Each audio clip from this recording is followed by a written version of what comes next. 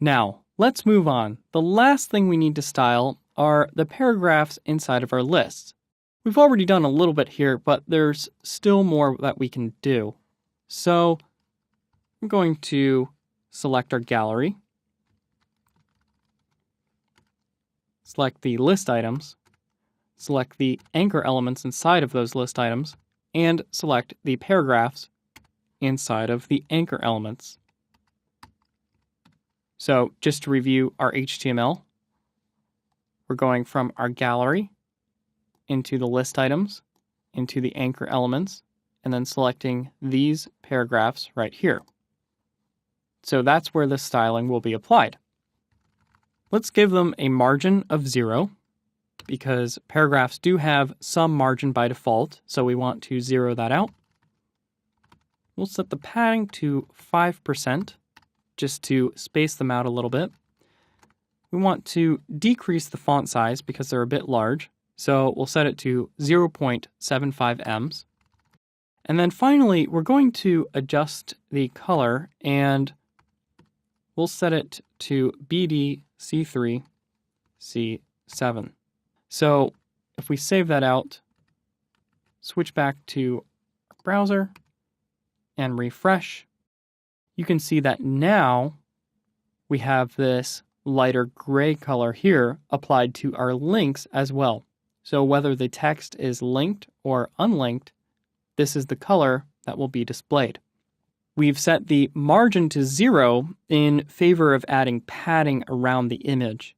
This is better because margin has a tendency to push elements even if they're side of the parent container. In other words, they push elements where they shouldn't. And finally, you can see the effect that the font size declaration had. It decreased the size of the fonts here, so they're a little bit more readable. We'll go ahead and resize and see what that looks like. Once again, there's still more work to do on the desktop layout, but we will get to that later. For now, we're just concerned with kind of the mobile view here. So far, so good. There's one last thing we need to fix before we move our attention on to other things. If you look at the footer, you'll notice that it's somehow up inside of the gallery here. That's because it's behaving exactly as it's been told. It's simply flowing around these other floated elements. We need this footer to be cleared of any influence from the other floats on both the left and the right sides. So let's find our footer and add a property called clear. We'll set the value of clear to both because we want it to be cleared on both the left and the right sides. So let's scroll up here. And just below where it says text align center, we'll go ahead and say clear both.